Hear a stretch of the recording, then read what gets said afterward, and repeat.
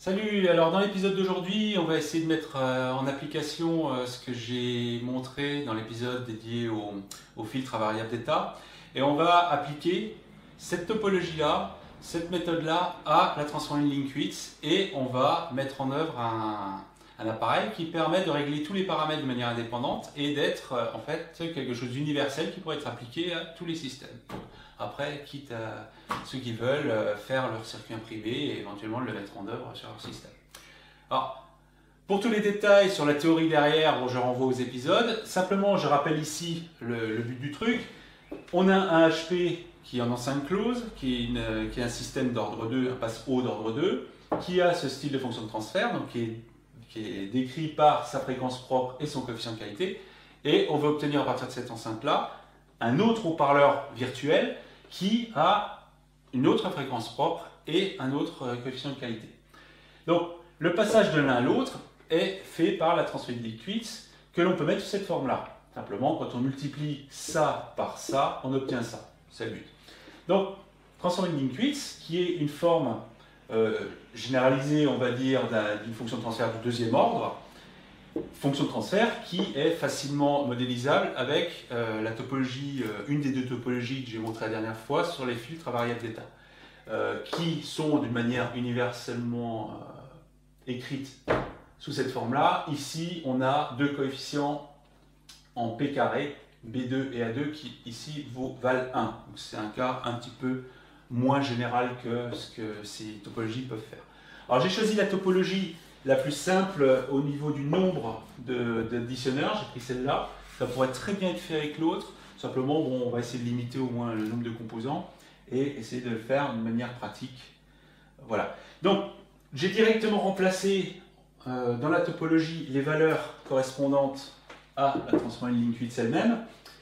Et voilà. Donc, si on voulait l'appliquer tel que, ben, c'est simple, on prendrait chaque case, on remplacerait par un montage en pli-op qui fait la fonction et on obtiendrait directement le système.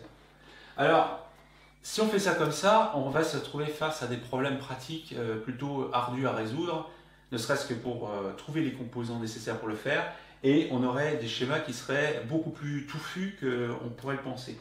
Pourquoi? Parce que les intégrateurs sont facilement modélisables avec des ampli-op, mais sauf que ce sont des intégrateurs inverseurs. Tout ce qui est gain comme ça, oui, on peut le faire avec des ampli-op très simplement, mais c'est souvent aussi des inverseurs. Surtout que on pourrait le faire avec des non-inverseurs, mais le gain devrait être supérieur à 1, ce qui n'est pas du tout garanti. Les gains pourraient valoir à peu près tout ce qu'on veut. Donc, la contrainte de dire qu'on utilise des inverseurs suiveurs non-inverseurs, ce serait peut-être une contrainte un peu forte. Donc, si on veut appliquer directement ces briques avec des cellules de gain à base d'ampli-op, on risque de se retrouver à avoir à compenser des inversions par d'autres suiveurs inverseurs. Donc si on l'applique tel quel, on se retrouverait avec une flopée d'ampli-op qui serait là pour compenser les caractéristiques des autres briques. Donc si on le prend tel quel, on obtiendrait quelque chose soit de fouillis, soit de compliqué, soit nécessitant des composants délicats.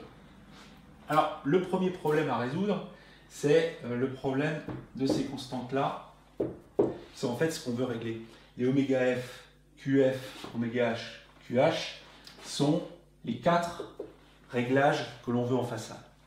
Le problème, c'est qu'ici, le oméga F, il est commun à 2 constantes. Et ici, de la même manière.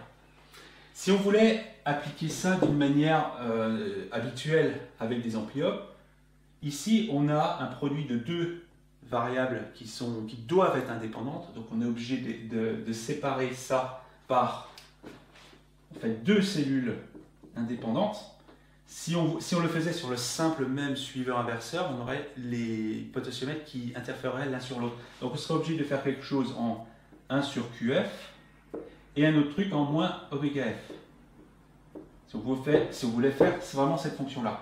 Ici pareil, en oméga F carré, faire une fonction qui élève au carré, on pourrait le faire avec des cellules logarithmiques exponentielles ou des choses comme ça, mais ouais, on ne va pas utiliser ça. On utilise 2 cellules qui se suivent en oméga F. Donc, en pratique, on n'aurait pas ça, mais on aurait des cellules de ce genre. Et ici, si je veux régler oméga F, je vais être obligé d'avoir un potentiomètre triple. Alors, pour trouver ça, un potentiomètre qui doit être le plus proche possible entre les sections, et triple. Alors là, bonjour l'ambiance, pour aller trouver ce genre de composants. En plus, ici, ça va être exactement la même chose. Donc, on va se retrouver avec des potentiomètres triples pour les oméga et un potentiomètre pour les facteurs Q. Et bien sûr, 4 ampli-op pour faire chaque gain séparément. Donc, cette manière, cette topologie-là, pose un problème pratique assez délicat si on veut l'utiliser tel quel. Alors, il y a un moyen de s'en sortir pour simplifier les choses, c'est remarquer qu'en fait, le oméga F, il est commun aux deux. Alors, si on regarde ce qui se passe avec l'additionneur, ça fait quoi? La fonction, c'est quoi exactement? La fonction, c'est simple. C'est ici, on veut additionner le point B fois ça. Je vais, de manière, on va dire, symbolique, je vais le faire sous cette forme-là,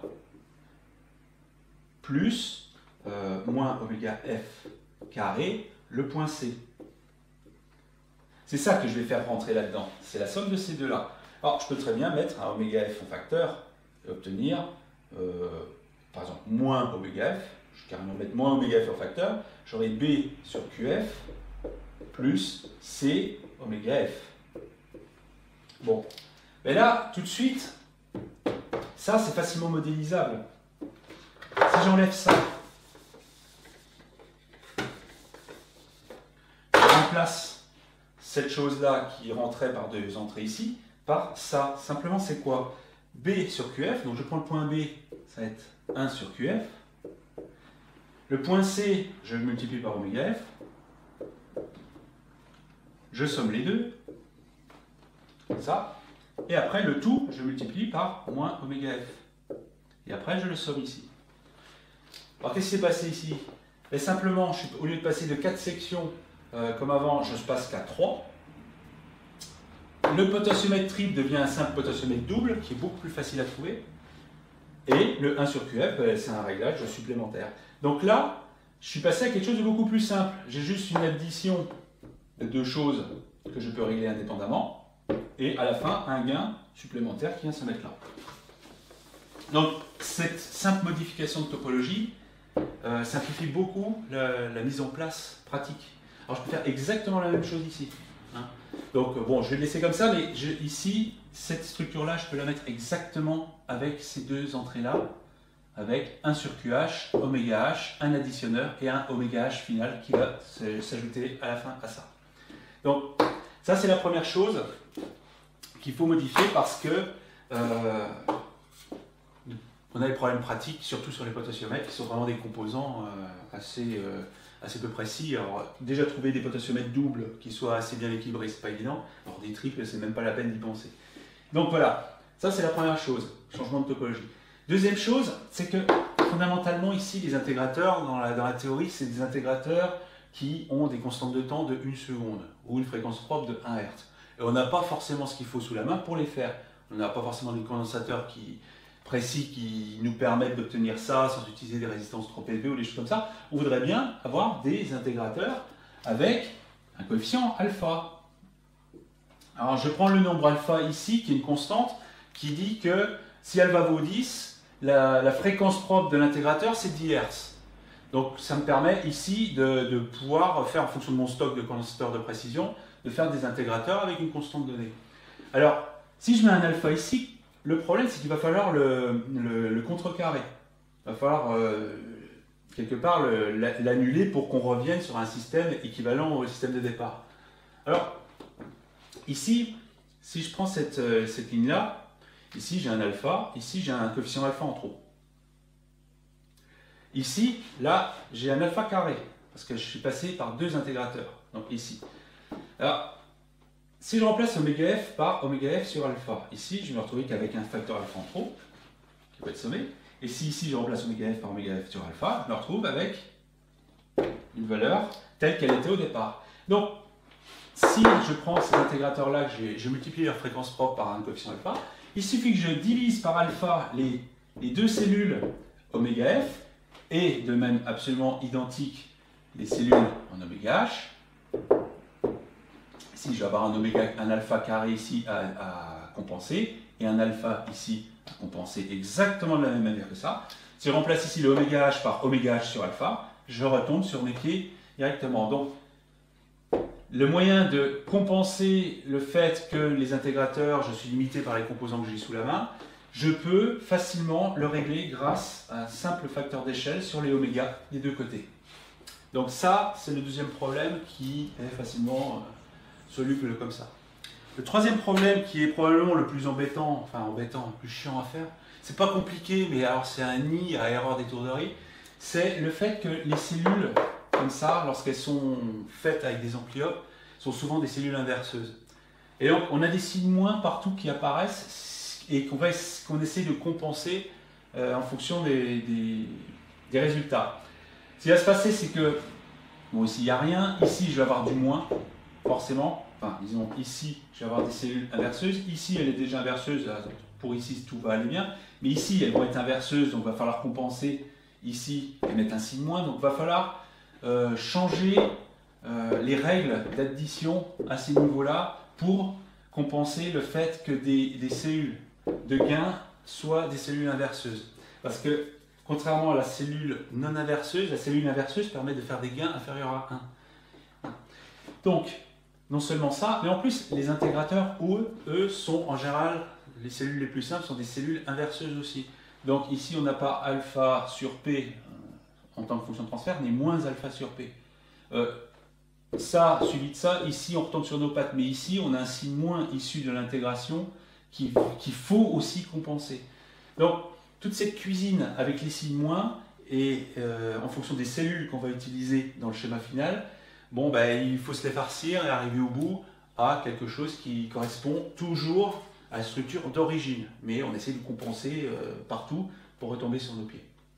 Donc, je vais dessiner la structure finale avec des schémas d'ampliope, etc.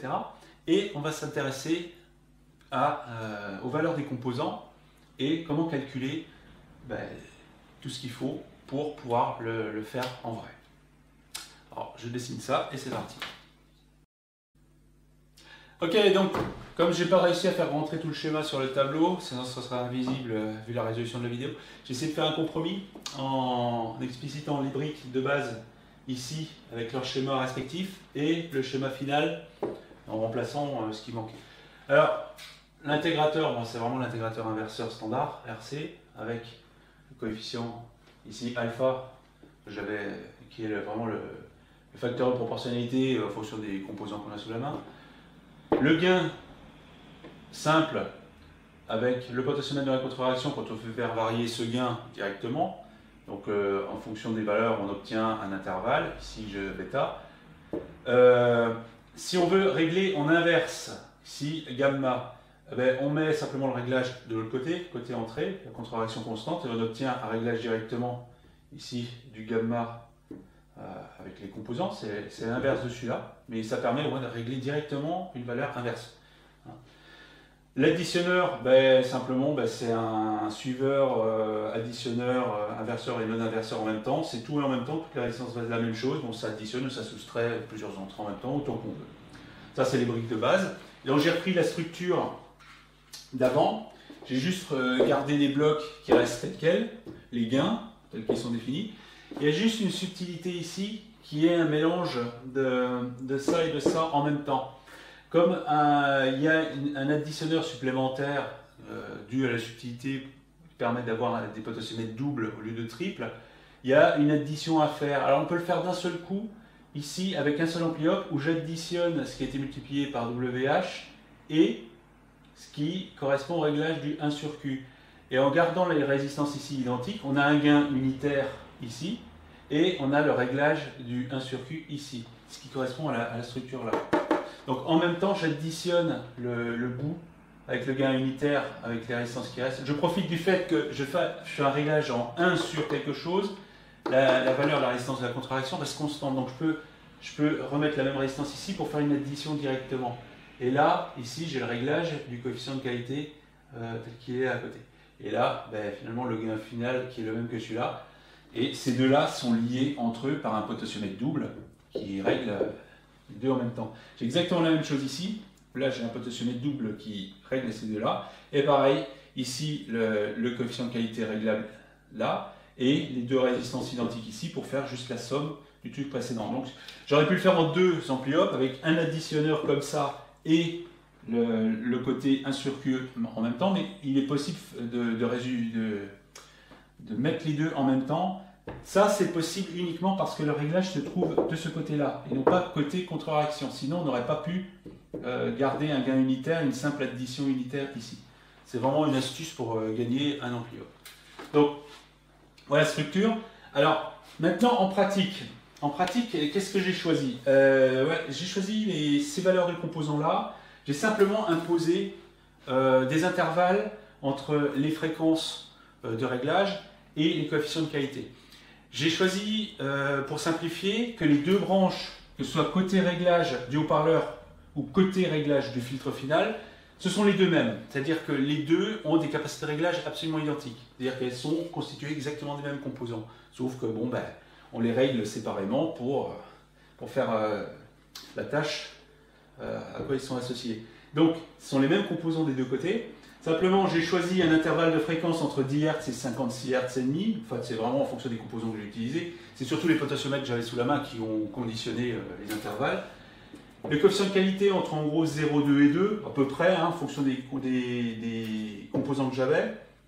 Des potentiomètres de 40K, ici des potentiomètres doubles de 100 kΩ, et donc des valeurs de résistance autour, de telle sorte que j'ai ces intervalles-là. Donc ils sont identiques des deux côtés.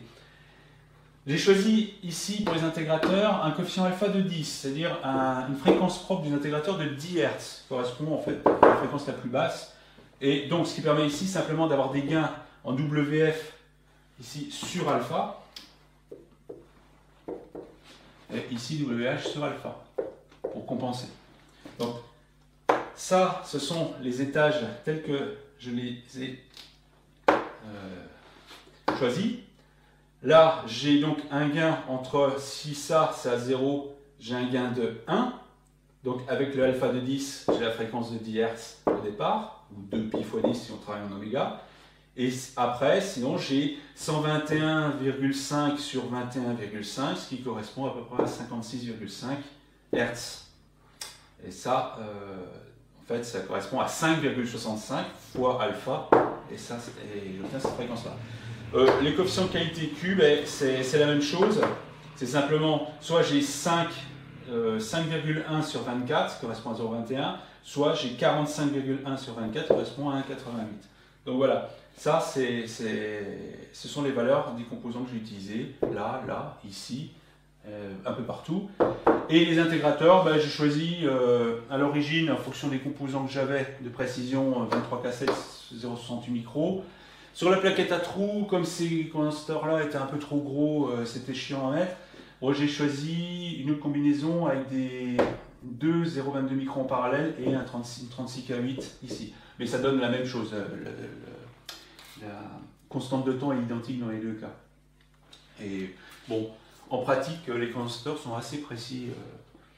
Même si les tolérances sont données plus larges, en pratique, ils sont assez proches les uns des autres. Donc des 0,22 micros que j'avais en stock, j'obtiens vraiment quelque chose qui est très très proche de ça. J'obtiens quelque chose d'assez précis en pratique. Donc voilà à peu près ce qui est utilisé. Donc il y a le schéma qui sera mis en pièce jointe avec la vidéo en téléchargement. Il y aura le schéma complet avec toutes les valeurs et toute la structure sous la forme vraiment purement électronique. Alors, bon, là, on est sur un schéma. On va aller voir comment ça se passe sur la plaquette à trous. On va faire des mesures avec l'audio-précision sur une implémentation simple avec des composants standards et on va voir comment ça se comporte. Alors, pour l'application pratique, il a bien fallu que je simule un haut-parleur. Donc, j'ai simplement mis à l'entrée ici un simple passe-haut de Salem-Key, une structure de Salem-Key standard qui est en fait une structure comme ça, de condensateur. On rentre sur entrée positif, ici on a une contre-réaction ici, et là on a une résistance qui va à la masse là. Et là voilà. Donc c'est une structure Salem-Key passe-haut qui est calée de telle sorte d'avoir un coefficient de qualité qui est... j'ai pris les mêmes paramètres que ceux que Linkwiz utilise dans ses exemples. C'est un coefficient de qualité de 1,21, quelque chose comme ça, et un oméga F de 2π55 Hz. Ça correspond au haut-parleur qu'il utilise comme exemple dans ses applications numériques. Donc j'ai repris ça, j'ai fait une structure de Salenke comme ça qui a ces caractéristiques-là, et j'ai attaqué le montage avec ce haut-parleur simulé. Alors, comme je voulais simplement faire le réglage final, donc j'ai simplement les réglages des oméga F et du QF. Les valeurs ici, je les ai mises de telle sorte, je les ai mises en dur, de telle sorte qu'elles compensent, on se retrouve avec ces valeurs-là. C'est le but de cette cellule-là, c'est de compenser cette partie-là. Donc ça va compenser la structure de Salenke. Donc ici, j'ai mis directement les valeurs calculées de telle sorte qu'on obtient une valeur de Q de 1,21 et un oméga F de, ici, de 2π55 Hz. Alors, je dois avoir les valeurs ici, juste pour info. Ici, j'ai mis là un suiveur. Ici, les valeurs c'est 120K et 21. Voilà, 120K. Ici, la cellule correspond à ça, hein, utilise 120K et 21K5. Ça en contre-réaction et ça en résistance R2 ici. Ça c'est R1 et ça c'est R2. Pour ça, ce qui fait une valeur de 5,5, quelque chose comme ça. Et la valeur ici, là, ici j'ai mis 15K et là c'est 12K et 12K. En dur, ce qui correspond, quand on fait le calcul, ça correspond à une valeur de 1,2 en valeur de coefficient de qualité. Donc j'ai mis en dur directement ces valeurs-là qui correspondent aux valeurs du haut-parleur simulé avant. Okay. Si ça ne colle pas, de toute façon, on le voit à la fin, on a des bosses multiples. Parce que ça génère une bosse ou un creux qui correspond à la bosse ou le creux de ça, hein, et qui se compense. Si ça ne tombe pas au même endroit, on se retrouve avec un dos de chameau dans la courbe de réponse, quand ça ne colle pas. Donc j'ai mis ça en dur pour éviter d'avoir des réglages supplémentaires, vu que je connais ça. Et j'ai juste les deux réglages de oméga et de coefficient de qualité du résultat final. Donc on va aller voir ça sur la plaque à trous. Donc voici le montage sur la plaque à trous. J'ai utilisé des ampli-op quadruples pour simplifier. J'ai les potentiomètres, ça pour le coefficient de qualité, potentiomètre double pour le oméga final. Voilà, donc c'est les ampli-op, c'est des LF444. Bon, j'avais que ça en stock. Bon, c'est des super machins, boîtier céramique et tout, mais bon, c'est vraiment parce que j'avais que ça, j'ai utilisé. Alors ça ici, bah, c'est la structure Salenke qui simule le haut-parleur. Les intégrateurs qui utilisent là les CAPA, c'est des 8 mâts standard de 0,22 micros. Puis voilà, donc bon, c'est vraiment l'application du schéma tel qu'il est joint avec la vidéo, juste avec quelques valeurs mises en dur pour éviter d'avoir des réglages supplémentaires, juste pour la démonstration. Donc là, on va passer aux mesures, on va voir comment ça se comporte. Ok, donc on va faire quelques mesures de la mise en œuvre là. Alors pour l'instant, j'ai mis les potentiomètres au minimum. Côté coefficient de qualité, il est à 0,2 au minimum, et côté fréquence, je l'ai mis au maximum, c'est la fréquence la plus haute possible. Donc là, on va commencer par une mesure de deux choses.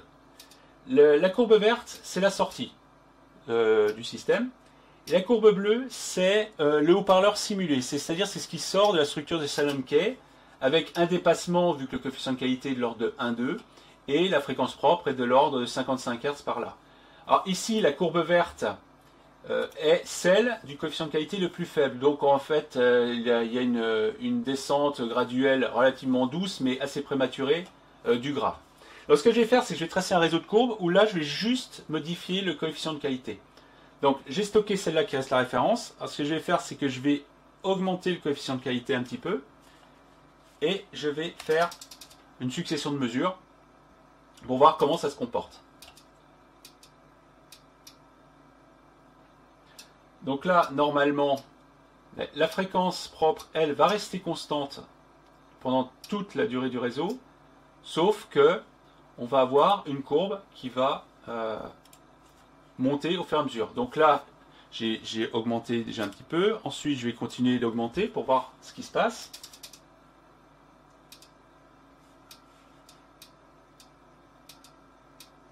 Donc là, on va monter encore plus jusqu'à un moment où je vais commencer à avoir un dépassement.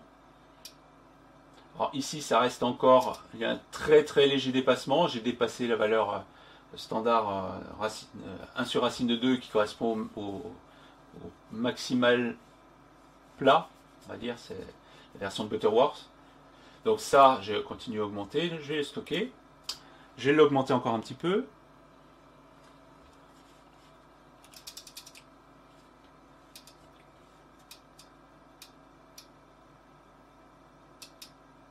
Donc là, le dépassement va être plus élevé. Ouais, je me retrouve un petit peu en dessous de l'équivalent du haut-parleur, sauf que la fréquence est plus haute. Là, je vais continuer. Je vais stocker ça. Je vais refaire une mesure avec encore plus élevé.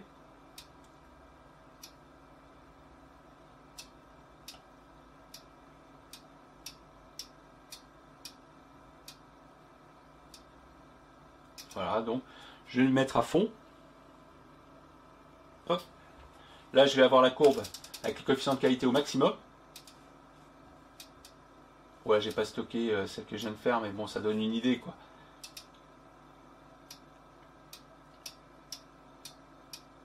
Bon, ce qui n'est pas forcément ce qu'on veut dans la vraie vie, hein. En général, en réalité, on veut quelque chose de plutôt plat.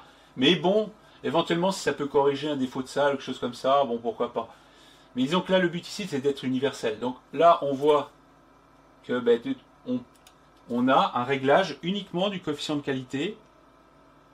Je vais refaire une courbe avec un coefficient de qualité un petit peu au-dessus du minimum, qui permet d'avoir un réseau complet.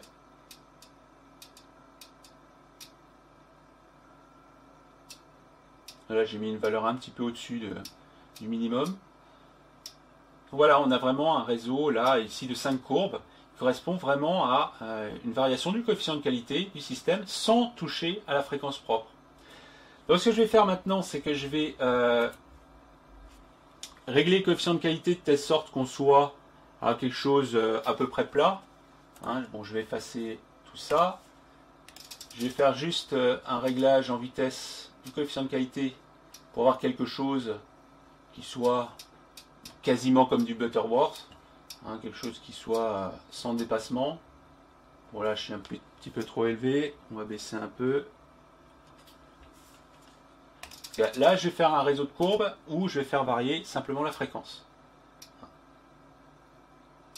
Sachant que pour l'instant, je suis à la fréquence la plus haute disponible sur les valeurs que j'ai de réglage. Donc là, bon, ben là ça me paraît pas mal. Là, je suis à un coefficient de qualité où je suis quasiment plat tout le temps sans dépassement. Maintenant, donc je vais stocker cette courbe-là comme référence. C'est celle qui a la fréquence la plus haute. Donc là, je vais commencer à tout simplement baisser la fréquence. Donc là, j'ai baissé légèrement le réglage de fréquence, qui correspond au potentiomètre double, ici. Donc là, je me rapproche de la courbe du haut-parleur en lui-même. Là, je vais rappeler la trace d'avant. Je vais stocker ça. Donc là, je suis passé de la courbe d'en bas à celle du milieu, la verte, en bougeant légèrement le réglage. Donc je vais continuer. Je vais descendre encore en fréquence. Et donc je vais accumuler les courbes. Donc là, j'ai descendu d'un certain nombre de crans. Donc là, on voit parfaitement que simplement, il y a juste la fréquence de coupure qui change et rien d'autre. Le coefficient de qualité, lui, il reste constant. Donc ça, je vais la stocker. Je vais faire encore un cran en dessous. Voilà. Donc là, on est vraiment dans le réglage purement bande passante en fréquence. Ce qui est vraiment ce qu'on veut. À l'origine, c'est vraiment quelque chose qu'on voulait idéalement. C'est-à-dire vraiment avoir le potentiomètre qui règle la fréquence de coupure basse sans toucher à la forme du truc.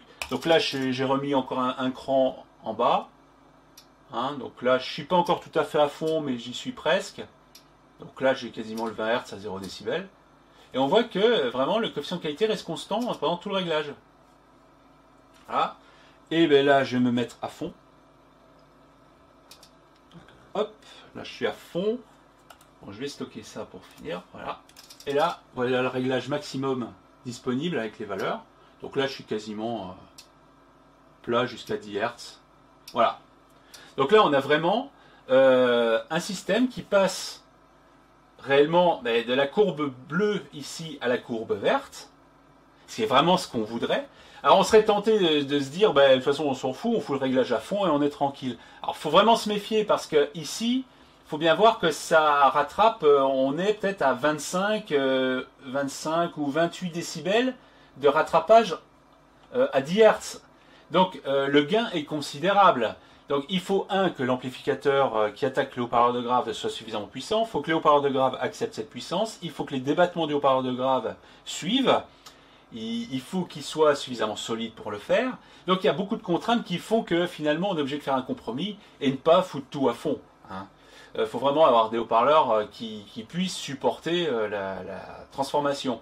Et au-delà des haut-parleurs, il y a aussi l'électronique elle-même, parce que on peut très bien avoir des saturations au niveau des amplis eux-mêmes, parce que les tensions deviennent très élevées en interne. Les gains sont colossaux si le haut-parleur en lui-même ne descend pas beaucoup, comme c'est le cas ici. Donc là, en pratique, jamais on va prendre un haut-parleur qui descend à 50 Hz pour le faire descendre à 10 Hz. Évidemment, là, ça ne pourra pas fonctionner. Alors, l'universalité de ce montage fait que, ici, j'ai fait descendre plus bas, mais il y a aussi le fait que ça puisse être coupé plus haut. Lorsque le réglage est au maximum de fréquence, on coupe plus haut que la fréquence naturelle du haut-parleur. Et ça, c'est très intéressant si on veut appliquer cette transformation pour les tweeters. Et on peut simuler un tweeter qui a une réponse du deuxième ordre à une fréquence donnée, le faire monter plus haut, enfin le couper plus haut, avec une autre forme qui serait compatible avec un filtrage quelconque qui permet de maîtriser ce que le tweeter fournit en sortie. Donc c'est un montage universel qui fonctionne aussi si on veut couper plus haut que la fréquence propre du haut-parleur. Donc voilà, c'était une démonstration de ce montage Linkquits. Alors, le schéma complet est disponible avec la vidéo, sous la forme d'un PDF. Alors, libre à quiconque de faire un circuit avec, de faire ce qu'il veut pour le mettre en œuvre. C'est un circuit universel qui fonctionne à peu près dans tous les cas, qui est assez simple à mettre en œuvre, qui ne réclame pas trop de précautions spécifiques. C'est un montage stable, bien qu'il y ait des intégrateurs, mais comme le système est complètement bouclé, il n'y a pas de divergence possible au niveau des intégrateurs. Il est relativement peu sensible aux tolérances des composants. Et de toute façon, bon, les réglages font que lorsqu'on veut corriger un haut-parleur donné, de toute façon, il faut mesurer les haut-parleurs, mettre les valeurs équivalentes côté correction haut-parleur, quitte à ce que ces valeurs de réglage ne soient pas disponibles sous la forme de potentiomètre, mais sous la forme finalement de composants en dur à mettre à la fin, comme j'ai fait ici. Les haut-parleurs, ce sont des composants en dur, il n'y a pas de potentiomètre pour eux. On ne va pas toucher à ces paramètres-là une fois qu'ils sont réglés. Par contre, tout le reste est disponible d'une manière indépendante, contrairement au montage de Linkquits d'origine, où tout était lié, et ce qui rendait le truc absolument pas pratique.